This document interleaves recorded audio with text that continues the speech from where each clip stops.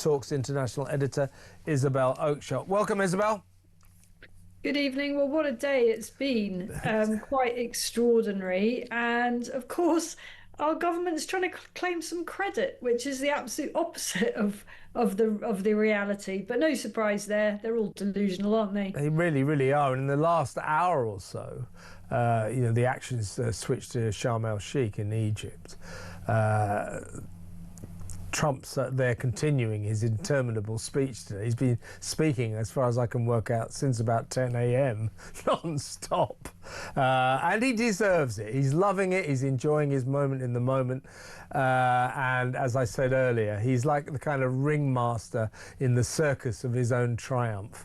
And everybody else has to play their bit parts. Now, he's been quite friendly to most world leaders who are there.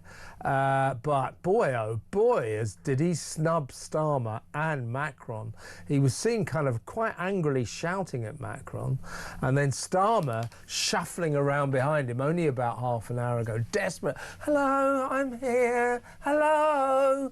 And then when he finally sort of tried to barge in on the conversation, Trump sort of just nominally kind of acknowledged him and then turned away. The recognisers of Palestine are being put in their place today, and quite rightly so. Let's talk first. We'll get to that in a second, Isabel, but let's talk first of all. You know how the politics in this country works. On a Sunday, the party of power, the government always sends out a cabinet minister, cabinet secretary to do the media rounds. They call them the media rounds. Usually involves Sky News, Laura Kinsberg on the BBC, maybe the 1 p.m. Radio 4 show, and so on and so forth. Now, this Sunday, yesterday, they chose the current education secretary, that little class warrior, Bridget Phillipson, and, you know, frankly, she went out there and, talking to Trevor Phillips on Sky News, succeeded in never once mentioning Trump. She did sort of reluctantly give credit to America for its powerful part in achieving this extraordinary peace in the Middle East. America, but not Trump. And then she said that Britain played a vital role in achieving this behind the scenes, vital. That was immediately, almost immediately, humiliatingly knocked down by Israel's ambassador to Israel, Mike Huckabee, who tweeted to say, I can assure you she is delusional, and that she can thank Donald Trump in the interests of getting the record straight when she likes. So humiliatingly slapped down. Then Sharon Haskell, who is Netanyahu's deputy foreign minister, went on the television, and it was put to her. She said, well, Bridget Phillipson said this, that Britain played a vital part. And Sharon Haskell not only said, well, she said, unfortunately, I have to contradict her. Unfortunately, and then she went on to words to this effect to say, in fact, what Britain did was materially delay our chances of getting a peace earlier than we did, because recognising Palestine emboldened Hamas, and they essentially told them that the longer they dragged this war out, the more they might get from people like Starmer, Macron, and that Mark Carney, or whatever his name is in Canada. These three virtue signallers with Muslim problems need Muslim votes. They all recognise Palestine. Sharon Haskell saying, well, actually, don't take credit for this peace today because you actually delayed peace. So Bridget Phillipson was massively and roundly slapped down. I suppose my question to you is, do you think that this Labour government deliberately sends out little women like Bridget Phillipson to lie on the media rounds? I mean, it's hard to know where to begin with Bridget Phillipson, but let me just point to something that she tweeted just an hour ago. I mean, I just think this is so crashingly inappropriate. She's tweeted, I'm looking at it now on my phone, that's why I keep looking down. She's tweeted a picture of herself with her mother in the 1980s. So her as a what looks like a baby stroke young toddler, maybe less than a year old. And she says, here's a picture of me and my mam back home in 1980s.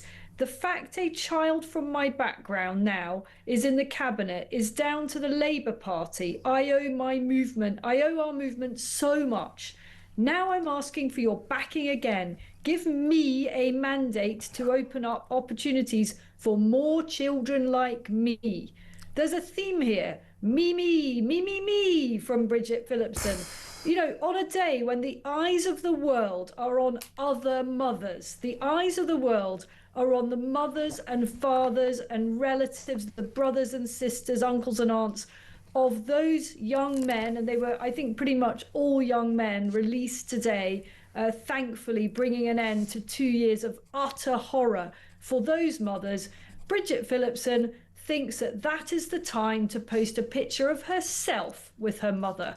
I mean, could you imagine anything more crassly inappropriate at this time than to be talking about herself and her own mother? It's so ill-judged. But this is a woman that is completely delusional in multiple regards. And you know why she's doing it? Because she's in trouble.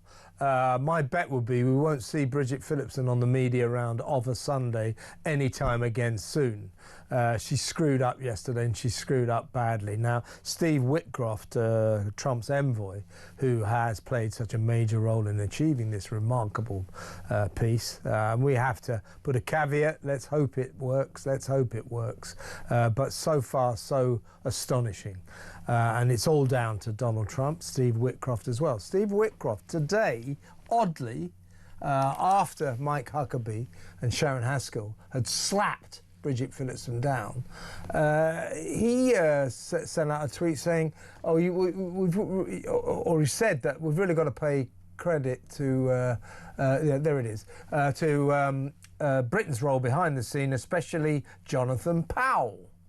Which is a very odd thing to say. No mention of Starmer or anything like that. Now, this is what my interpretation of this.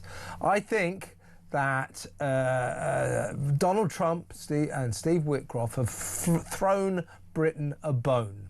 That Starmer is squirming because of this Chinese spy scandal.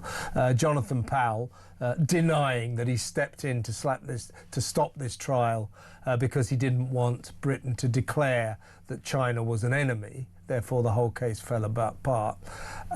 So Jonathan Powell in big trouble. People believing, him denying it, but him believing that he actually screwed this trial up and went a long way to empowering China's ongoing infiltration into Britain, into all aspects of British life.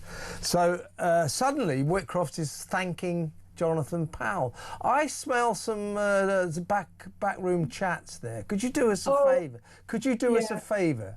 Could you mention Jonathan Powell? Don't you think? 100%. Yeah, that didn't come out of nowhere, did it? I mean, until now, no one's been talking about the pivotal role of Jonathan Powell in all of this. Although, of course, Jonathan Powell is very close to Tony Blair, and Blair has been quite involved, not particularly behind the scenes, on all of this, and is desperately trying to be a key player in what happens next. But you're right, you know, Jonathan Powell is in real hot water over this Chinese spy scandal. Today's Commons debate doesn't seem to have shed a great deal more light on what happened, and in fact has raised some serious question marks because the government appears remarkably reluctant to release information that MPs are demanding to see. And it looks very much there, as your interpretation suggests, that somebody has asked somebody just to put in a word for Jonathan Powell to see if we can shore up his position a bit. I don't think it'll work. You know, if he has been if he can be shown to have done the wrong thing on the China spy story, then it may well be that his position becomes untenable. We're not there yet, but it's looking pretty hairy for him. Indeed, and that's another thing that Bridget Phillipson said on her triumphant media rounds yesterday, that it was nothing to do with Jonathan Powell. It was a decision by the Crown Prosecution Service to abandon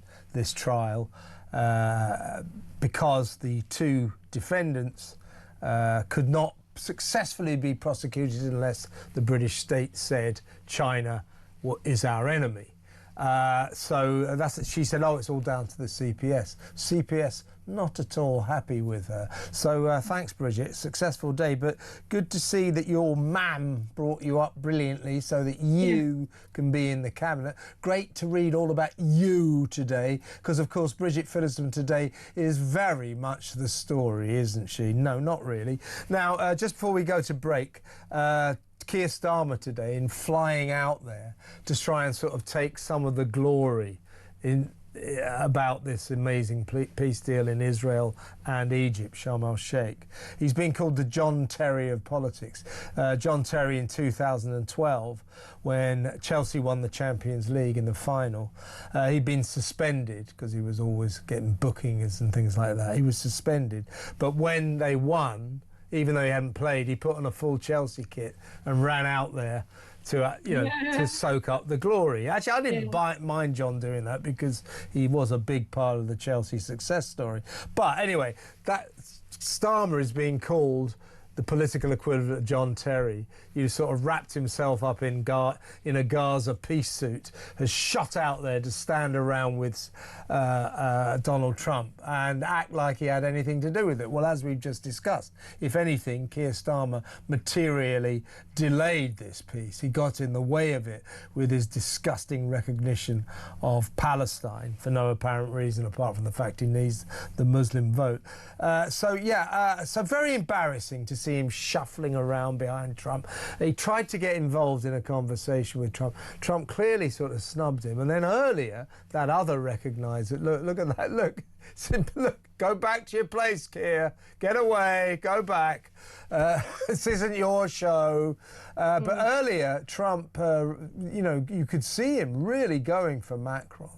So I think America very, very fed up with the three recognisers of Palestine, and Donald Trump making his feelings clear today. Yeah, I mean, Starmer probably just, as always, he just wants to get the hell out of Britain. I mean, it's got to the point... Never hear, Keir. He's spending so little time in the UK that someone actually wrote to me suggesting that perhaps he's trying to be off out of the country for tax purposes. He's spent that many nights abroad that maybe he'll qualify for tax exemptions. And frankly, who can blame him given the scale of the clobbering that's coming from Rachel Reeves?